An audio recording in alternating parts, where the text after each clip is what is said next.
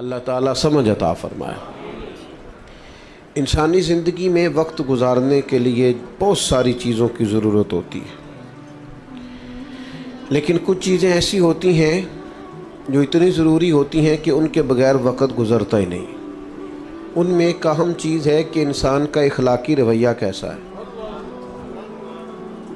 بہت زیادہ پیسے شوہر کما کے لاتا ہو، گھر بھی اس نے کشادہ بنا کے دے رکھا ہو، اللہ تبارک و تعالیٰ نے فضل کیا ہو اور وہ خاتون صاحب اولاد بھی ہو، اور گاڑی کی سہولت بھی موجود ہو، زندگی کی ساری نعمتیں ہیں، لیکن اگر اس کا اخلاقی رویہ ٹھیک نہیں نا، تو کبھی اس اہلیہ سے، اس خاتون سے پوچھ کے دیکھیے گا، وہ بیچاری بڑی تکلیف میں ہوتی، کہتی ہے کیا کروں ان پیسوں کا جب اسے بولنے کا ہی پتہ نہیں، اس کا لہجہ ہی ٹھیک نہیں، کیا کرنا ہے ان ساری چیزوں کو۔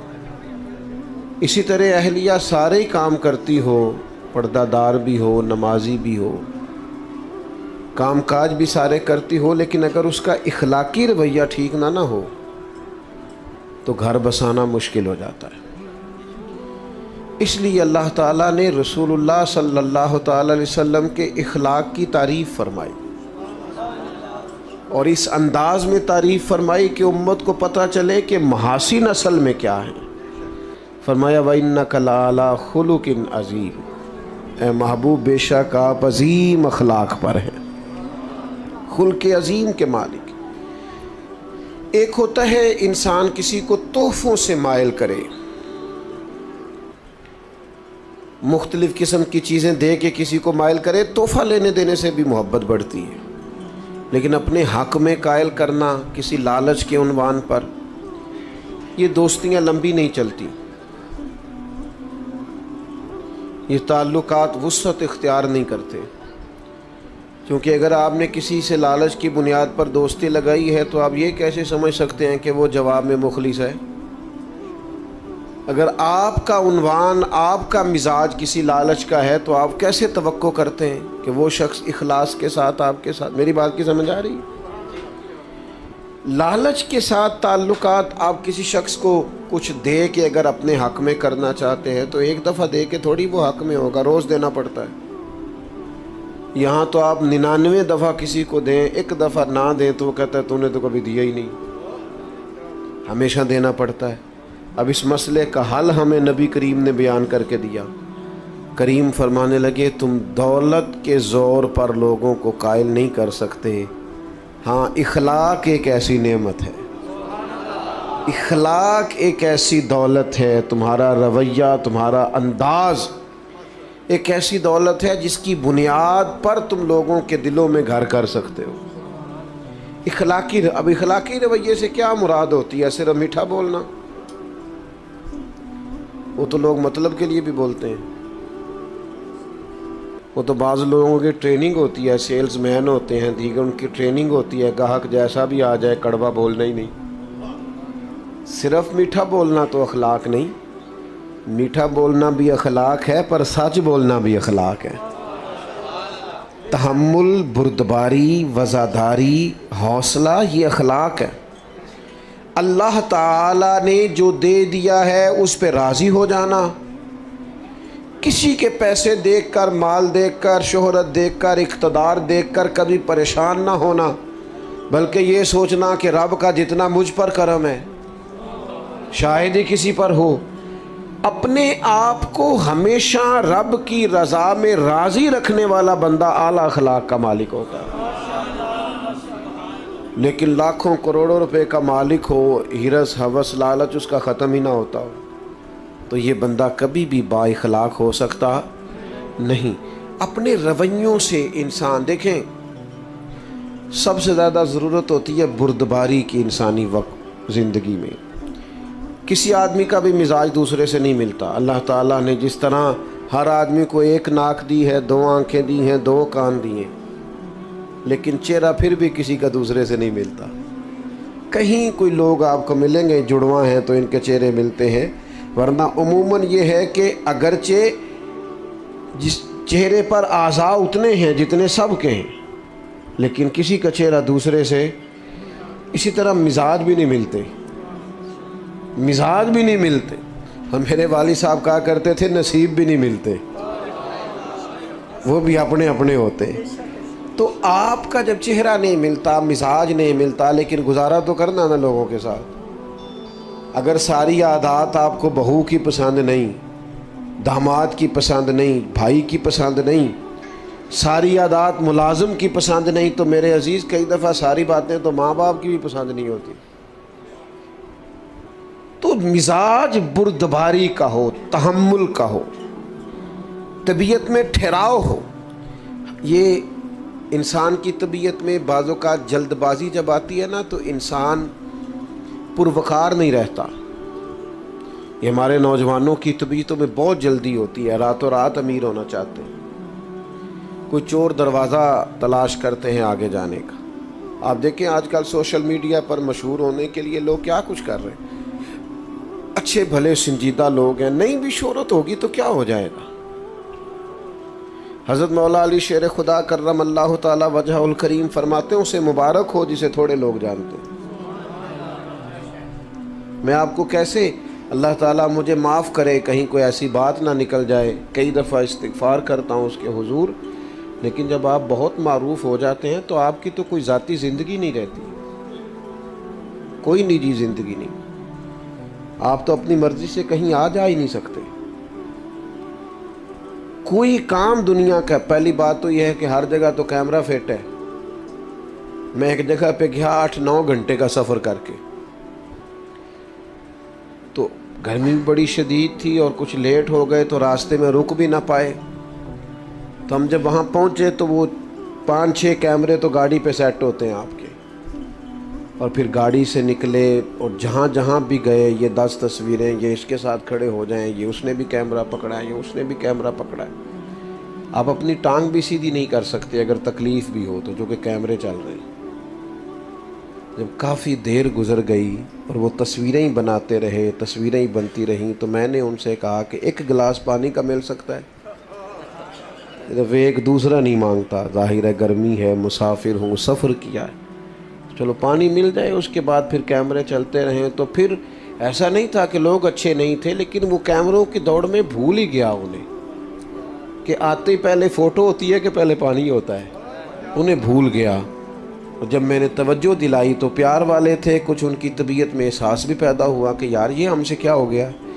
لیکن یہ چیزیں بردباری کو ختم کرتی ہیں، تحمل نہیں رہتا. بہت شہرت جب آپ کی ہو جاتی ہے تو بعض اوقات اس وقت بھی آپ کو بعض چیزوں کا احساس ہوتا ہے. آمدام برسر مطلب مزاج بردبار ہو، اس میں حلیمی ہو، یہ اعلیٰ اخلاق کی علامت ہے. نبی پاک علیہ السلام کی حدیث سنیے، سیرت سنیے، اور ذرا چنیے کہ انداز کیا ہونا چاہیے. میں آج دیکھتا ہوں کہ عدم برداشت ہے نوجوانوں میں، تحمل نہیں، اور اپنے مزاج کے خلاف تو بات برداشت ہی نہیں کرتے. ایک دوست کہنے لگے مجھ سے غلط بات برداشت نہیں ہوتی، تو میں نے انہیں کہا کہ جو بات صحیح ہوتی ہے وہ تو برداشت کرنی بھی نہیں پڑتی، وہ تو ہوتی صحیح ہے. نہیں سمجھ آئی بات کو آپ؟ مجھ سے غلط بات برداشت، تو اس کا مطلب ہے صحیح بات کو بھی برداشت کرنا پڑتا ہے. وہ تو برداشت کرنی نہیں پڑتی، وہ تو ہوتی ٹھیک ہے. برداشت آپ نے بھلا کیا کرنا ہوتا ہے جو بظاہر آپ کے مزاج کے خلاف ہو، آپ کو لگے کہ بات ٹھیک، اس کو آپ کو برداشت کر کے ٹھیک جواب دینا ہے. کہنا ہے بھئی آپ جو کہہ رہے ہیں معاملہ وہ مجھ سے غلط بات. وہ کئی دفعہ دیہاتی ہماری مائیں باپ بھی کہہ دیتے ہیں اے ساڈا منڈا جی بڑے غصے والا ہے. میں کہ تھوڑے تے غصہ کردا ہے نا، تسی سہندے ہو، اس کو ایس ایچ او کے سامنے کھڑا کرو. دیہاتی ہماری مائیں باپ بھی کہہ دیتے ہیں اے ساڈا منڈا جی بڑے غصے والا ہے. میں کہ تھوڑے تے غصہ کردا ہے نا، تسی سہندے ہو، اس کو ایس ایچ او کے سامنے کھڑا کرو، بھلا غصہ آتا ہے. یہ غصہ بڑا سیاںا ہے، یہ غریب آدمی پہ آتا ہے، کمزور پہ آتا ہے، طاقتور پہ کبھی غصہ. بات کی سمجھ آ رہی ہے؟ بردباری پیدا کرو، مزاج تحمل ہو، یار ذرا ٹھہراؤ ہو. اپنے بھی پریشان ہیں کہ بات نہیں مانی جا رہی، یعنی والد بھی بے باک ہو کہ اپنی اولاد کو کوئی کام نہ بتا سکے، والدہ بھی نہ بتا سکے، اپنے قریبی لوگ بھی بے تکلف ہو کے کچھ کہہ نہ سکے، تو کیا کمایا انسان نے زندگی میں. سرکار تشریف فرما تھے ایک یہودی شخص آیا اور اس نے مطالبہ کیا کہ میری رقم آپ کے ذمے ہے، دیں، اور سختی سے مطالبہ کیا۔ اور داستان اس کی یہ تھی کہ خود اس نے سیدنا بلال حبشی رضی اللہ تعالیٰ عنہ کو بلا کر کے کہا کہ آپ بعض اوقات قرض اٹھاتے ہیں مہمان نوازی کے لیے، تو مجھ سے لے لیں۔ تو حضرت بلال نے اس سے لے لی۔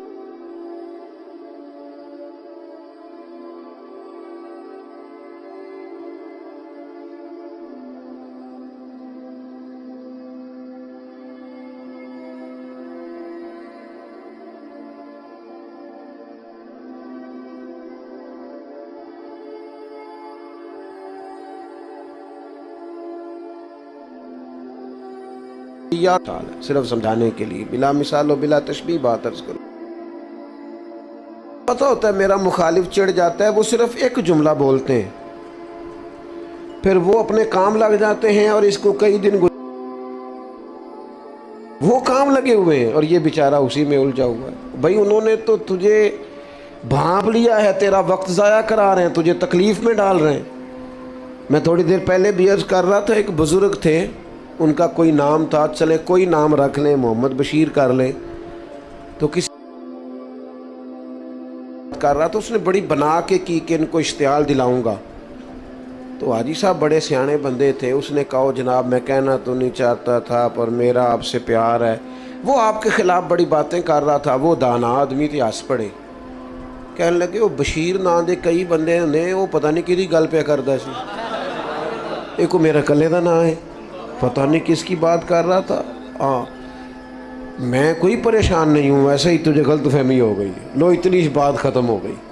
ضرورت کیا ہے؟ ہر شخص وَإِذَا خَاطَبَهُمُ الْجَاهِلُونَ قَالُوا سَلَامًا، کچھ لوگ ایسے ہیں جن کی جہالت کا جواب ہے ان کو سلام کیا جائے، ہر آدمی سے بحث نہیں ہو سکتی۔ امام شافعی فرمایا کرتے تھے میری کبھی علماء سے بحث ہوئی، انہوں نے فروعی مسئلے میں اپنی رائے دی، میں نے اپنی رائے دی، فرماتے ہیں کبھی اس عالم کی بات غالب آئی، کبھی میری آئی، کبھی میں جیت گیا، کبھی وہ عالم جیت گئے جب علماء سے بحث ہوئی، لیکن فرماتے ہیں میری جب بھی جاہلوں سے بحث ہوئی ہے جاہل ہی جیتے ہیں، میں جاہلوں سے کبھی جیت سکا، کوئی نہیں سمجھ آئی آپ کو میری بات، جاہلوں سے میں جیت سکا، جو بندہ ہی جاہل ہے اس کے سامنے آپ دلیل کیا دیں گے جب وہ جاہل ہے بیچارہ؟ تو سمجھ لیں اس بات کو۔ اس نے آ کے حضور سے سختی سے مطالبہ کیا، کریم نے فرمایا ابھی تو وقت ہے، اس نے اور سختی کی۔ یہ کمال ہوتا ہے انسانی زندگی کا۔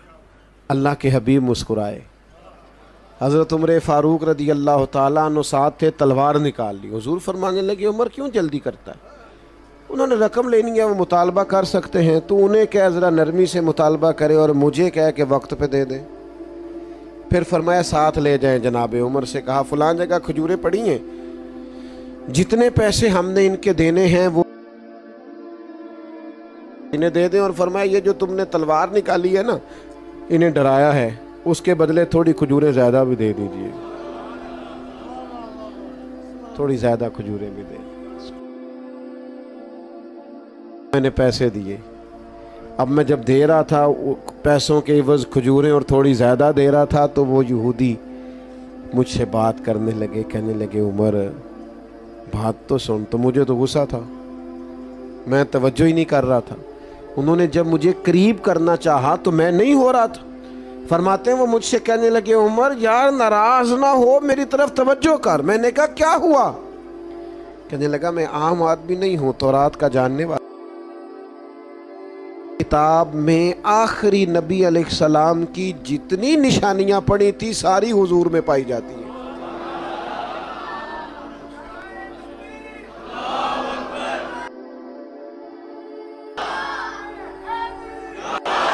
اور ان نشانیوں میں ایک نشانی یہ تھی کہ جیسے جیسے کوئی ان کے ساتھ جہالت کرے گا ان کا حلم بڑھتا جائے گا، بردباری میں اضافہ ہوگا، ان کا حوصلہ بڑھتا جائے گا۔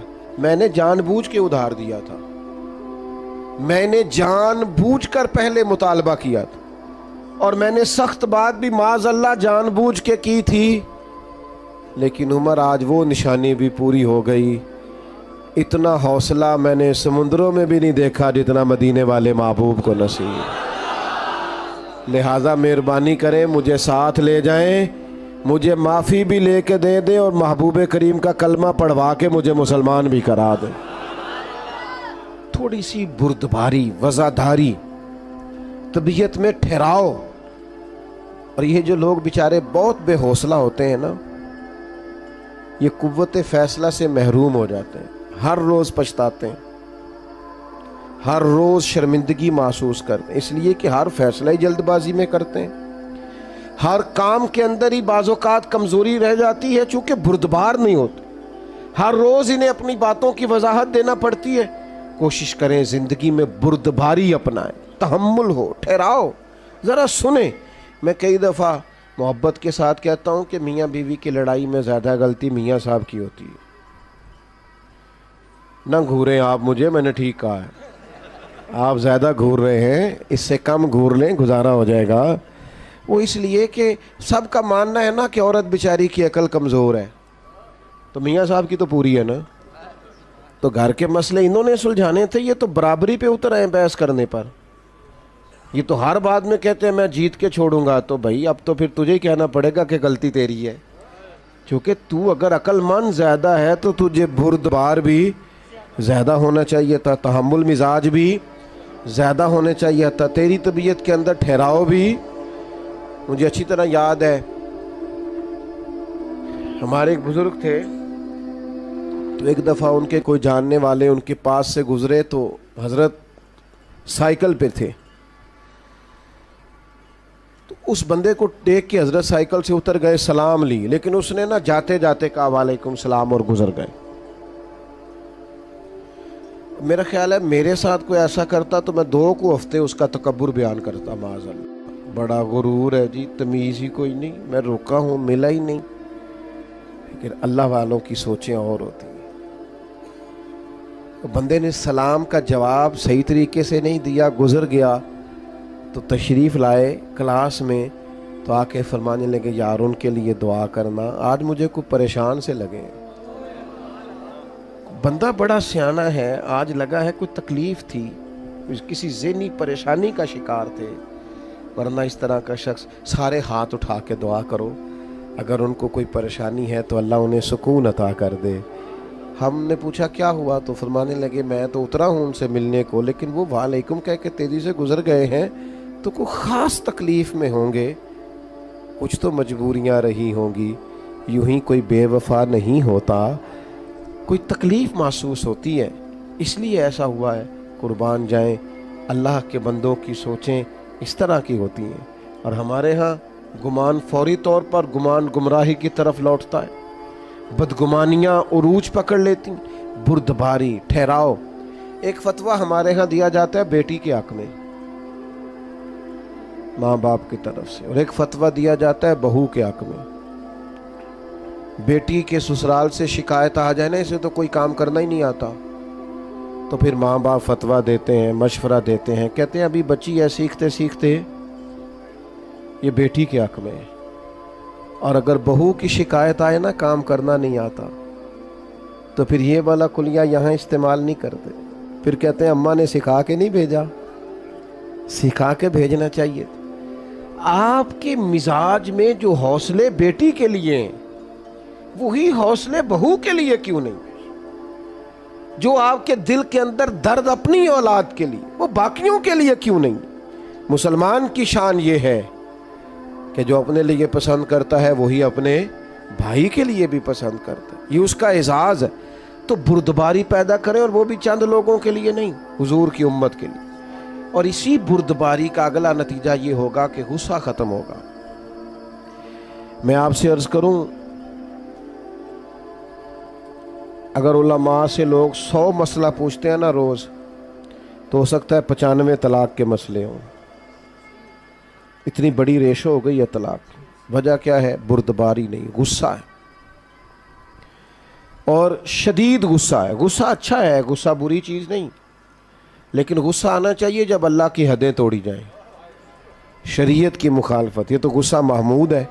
لیکن ہمیں غصہ آتا ہے جب کوئی ہماری ذاتی مخالفت کرتا ہے، حدود اللہ کے معاملے میں ہم غصہ نہیں کرتے۔ عزیز دوستو یاد رکھنا، غصہ اللہ کے حبیب علیہ الصلاۃ والسلام نے فرمایا میں اسے پہلوان جانتا ہوں جو غصے کے وقت اپنے آپ پر کنٹرول کر لے۔ اسے حضور نے پہلوان کہا۔ اسے شدید غصہ آیا، اشتعال دلایا گیا، سخت لہجہ ہو سکتا تھا، سب اسے آتا ہے، لیکن رب کی رضا کے لیے کنٹرول کر گیا۔ یہاں تو نہ اساتذہ کو لوگ معافی دیتے ہیں، نہ بزرگوں کو دیتے ہیں، نہ والدین کو دیتے ہیں۔ کیوں جی؟ بعد میں کہتے ہیں مجھے غصہ تھا۔ وہ خدا کے بندے، یہی تو مقام جگہ تھی، مقام تھا جہاں امتحان تھا تھوڑا سا، تو بردباری، غصے سے دوری۔ اور تیسری بات، اپنی زندگی حکمت کے ساتھ گزاریں۔ دانائی حسن ہے دین کا۔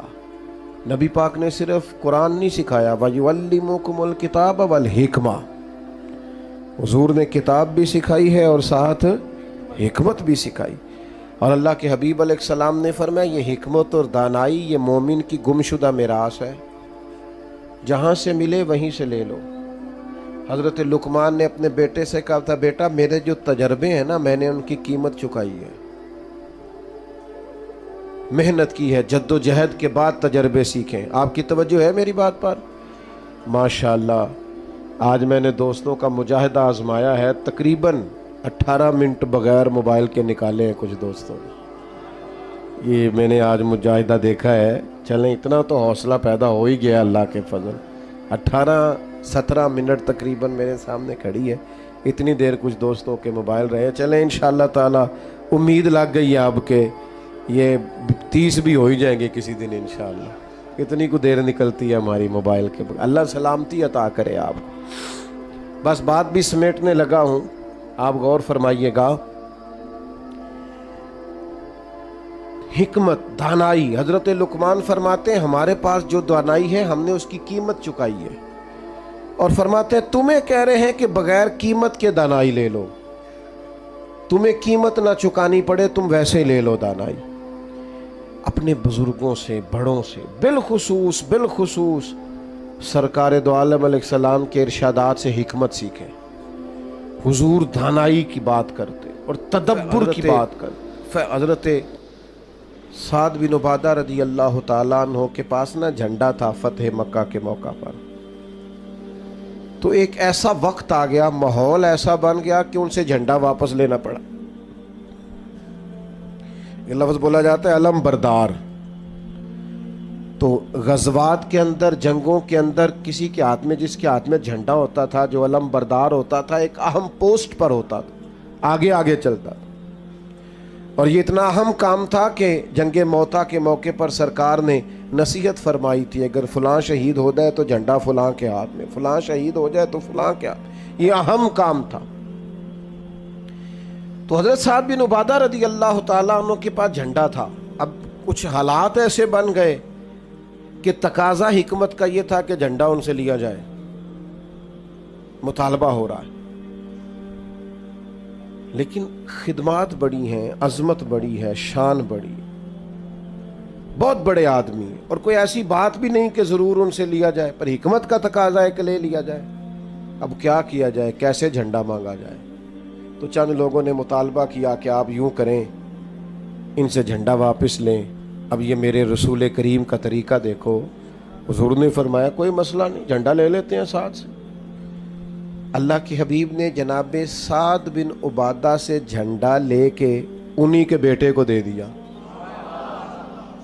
فرمایا آپ کے بیٹے اب جھنڈا لیں گے۔ دنیا میں اس وقت بندہ زیادہ جوان ہو جاتا ہے جب وہ سمجھتا ہے میرے کام تو میرے پتر نے سنبھال لیے، تو موج بن گئی ہے، اب تو یہ وہ سیٹ پہ آ گیا ہے، کمال ہو گئی، خیر صلی اللہ۔ اب تو بجائے اس کے کہ حضرت سعد بن عبادہ پریشان ہوتے کہ مجھ سے لے لیا ہے، وہ پہلے سے بھی زیادہ راضی ہو گئے، کیا کمال ہوگی۔ اب وہ لوگ بھی حضور کی حکمت پر عش کر اٹھے جنہوں نے یہ عرض پیش کی تھی، کہا یا رسول اللہ یہ تو کمال ہو گئی ہے، کیا تدبر ہے، کیا فہم و فراست ہے، کیا دانائی ہے، کیا حکمت ہے۔ ہم نہ زندگی گزارتے ہیں لیکن دانائیوں کو شامل نہیں کرتے۔ ایک دوست اپنے بچے کو ایک دفعہ دم کرانے لے آئے بزرگ، تو ان کے سامنے شروع ہو گئے، کہنے لگے یہ تو بڑا بیوقوف ہے، نادان ہے، ضدی ہے، نہ پڑھتا ہے نہ کوئی کام کرتا ہے۔ تو میں نے ان سے کہا آپ تو بڑے سخت اس کے بارے میں رائے رکھتے ہیں۔ کہنے لگے باقی بھائی ٹھیک ہے، یہ پتہ نہیں بچہ کس پہ چلا گیا۔ تو میں نے کہا مہربانی فرمائیے گا آج کے بعد آپ نے اس کے سامنے نہیں کہنا تو ضدی ہے، یہ تو پکا ہو جائے گا بیچارہ، یہ کہے گا میں کو الگ ہوں بہن بھائیوں سے۔ اپنی اولاد کی تربیت کریں تو غیر محسوس طریقے سے کریں، اس طرح ان کو ٹارگٹ کرنا تمہارا کچھ نہیں ہو سکتا، تم کبھی ٹھیک نہیں ہو سکتے، ساڈا قبیلہ تو نہیں نہ آگے جا سکتا، یہ آپ کیا کر رہے ہیں؟ آپ اس کو پکا کر رہے ہیں کہ ناکام ہو جائے۔ اولاد ہے، بیٹا ہے، بیٹی ہے، ان کے رویے کو سخت تھوڑی کیا جائے گا، ان کو تو اس طریقے سے سمجھایا جائے گا کہ کام بھی ہو جائے، انہیں پتہ بھی نہ چلے ہمیں سمجھایا جا رہا ہے۔ اس طریقے سے میرے ابا جی کہا کرتے تھے بالا نو کام دسن تو بہتر ہے کام آپ کرنا شروع کر دیو، وہ خود اٹھ کے آ جائیں کہ تسی بابو میں کرنا، تو نہیں پتر تو تھکے آیا ہے کڑا کو کام میں کر لینا ہے، تو بیٹھ، تو کہتا نہیں ابا جی آپ کیوں کریں گے، میں کون نہیں تھکیا، تسی بیٹھو میں کردہ۔ آپ دھانائی کے ساتھ چیزوں کو لے کے چلیں، لیکن وہ کسی وقت ہمیں خطاب کرنے کا شوق ہوا ہوتا ہے تو بس وہ بیچارے بیٹے کی کلاس لگ جاتی ہے، وہ پھر بچے شکایت کرتے ہیں، کہتے ہیں ہمارے گھر میں تو بات شروع ہوتی ہے تو کئی ہفتے ختم بھی نہیں ہوتی، وہ ابا جی باہر بھی کسی کا غصہ ہو تو گھیر گھار کے گھر لے آتے، پھر ناراض ہو رہے ہو میرے نال تھوڑے تھوڑے، گھورتے ہیں آپ اور دائیں بائیں دیکھتے ہیں، مسجد میں بیٹھا ہوں کسی بیٹے نے شکایت نہیں لگائی۔ میں تو اوورال آپ کو بات سمجھا رہا ہوں، خدا رہا یہ ہمارے بچے ہیں، ان پھولوں کو ہم نے سجانا ہے۔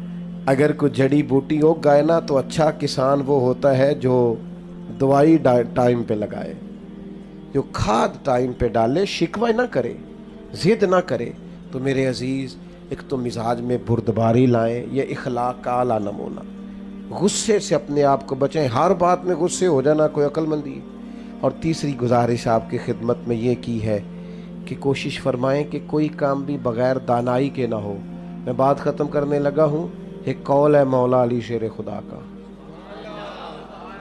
آپ نے امام حسن رضی اللہ تعالیٰ عنہ سے فرمایا، اللہ جزاک، آپ نے امام حسن رضی اللہ تعالیٰ عنہ سے فرمایا تھا بیٹا 3 لوگوں سے کبھی مشورہ نہیں کرنا۔ حضور کس سے؟ فرمایا بیٹا بزدل سے کبھی مشورہ نہیں کرنا، اس لیے کہ جو بندہ بزدل ہے تمہیں کبھی بہادری کا سبق نہیں دے سکتا۔ اور دوسرا آپ نے ارشاد فرمایا تھا کہ بیٹا بخیل سے کبھی مشورہ نہیں کرنا، بخیل سے کبھی مشورہ، کنجوس ہے نا، فرمایا اس سے کبھی مشورہ نہ کرنا، اس لیے کہ جس کا دل بڑا نہیں نہ ہوتا اس کا دماغ کیسے بڑا ہو سکتا ہے۔ اور آپ نے فرمایا ایسا حریص سے کبھی مشورہ نہیں کرنا، لالچی بندے سے، اس لیے کہ وہ جب بھی تمہیں رائے دے گا اپنا فائدہ دیکھ کے دے گا، کبھی تمہارے حق میں رائے نہیں دے گا، وہ دیکھے گا کہ حالات کس طرح کے، تو میرے ساتھ کس طرح یہ آدمی ٹھیک چل سکتا ہے۔ یہ دانائی ہے، حکمت ہے۔ اپنی دوستیاں، اپنے تعلقات ایسے بنائیں کہ جہاں حسین لوگ ہمارے مشوروں میں شامل ہوں، حسین لوگوں کے ساتھ ہمارا اٹھنا بیٹھنا ہو، عمدگی کے ساتھ ہمارا طرز زندگی گزرے۔ عزیز دوستو یاد رکھیں، جب تک طبیعتوں میں ٹھہراؤ نہیں نہ آتا اور یہ بردباری، یہ دانائی نصیب نہیں ہوتی، بندہ بڑا باصلاحیت بھی ہو تو کام کوئی نہیں کر سکتا۔ اس لیے کہ کسی کو بھی کوئی چیز پہنچانے کے لیے، سمجھانے کے لیے، سکھانے کے لیے بردباری ضروری ہوتی۔ آپ شدت کے ساتھ کوئی کام کریں گے تو وقتی طور پر اثرات ہوں گے، لیکن اس کے اثرات دیر پا نہیں ہو سکتے۔ آپ دیر پا وہ کام کرتے ہیں جو تحمل کے ساتھ، بردباری کے ساتھ، ٹھہراؤ کے ساتھ۔ ہاں کچھ کاموں میں جلدی کرنے کا حکم ہے، فرمایا نماز کا وقت آ جائے تو جلدی پڑھ لو، بیٹی بیٹے کا مناسب رشتہ مل جائے تو جلدی کر لو، کسی کی رقم دینی ہو، پیسے مل جائیں تو ادا کرنے میں جلدی کرو، کسی کا انتقال ہو جائے تو تدفین کرنے میں، تو ان 4 کاموں میں جلدی کا حکم ہے نا۔ باقی تو فرمایا ٹھہر ٹھہر کے کرو، اطمینان سے کرو، قرار سے کرو، سکون سے کرو۔ اللہ کے حضور عرض گزار ہوں مالک ہماری اس حاضری کو اپنی بارگاہ میں قبول فرمائے، اور اللہ تبارک و تعالی اپنی خاص رحمتوں سے ہمیں سرکار کے خلق عظیم کی خیرات عطا فرمائے۔ اللہم صلی علی سیدنا مولانا محمد معدن الجود والکرم وآلہ وبارک وسلم۔ اللہ جن دوستوں نے یہ اہتمام کیا ہے انہیں بہترین صلہ عطا فرما۔ دور دراز سے یا قرب و جوار سے جتنے لوگ یہاں حاضر ہوئے ہیں ہم سب کا حاضر ہونا قبول فرما، ہمارے گناہوں کو معاف فرما، ہماری غلطیوں سے درگزر فرما، علم نافع عطا فرما، عمل صالح عطا فرما، سجدوں کا ذوق عطا فرما، عبادتوں کا شوق عطا فرما، امت کے حق میں رحمت والے فیصلے فرما، بالخصوص فلسطین کے مجبور مسلمانوں کی مدد فرما، غیبی خزانوں سے مدد فرما، امت کے حکمرانوں کو شعور عطا فرما، ہمت عطا فرما، دنیا ہو یا آخرت ہو ہماری پردہ پوشی فرما، حضرت کو، اس مسجد کو، معاونین کو، سب کو بہترین جزا عطا فرما۔ اللہم انا نسألک العفو والعافیۃ فی الدین والدنیا والآخرہ۔ اللہم اعنی علی ذکرک و شکرک و حسن عبادتک۔ رب اغفر وارحم وانت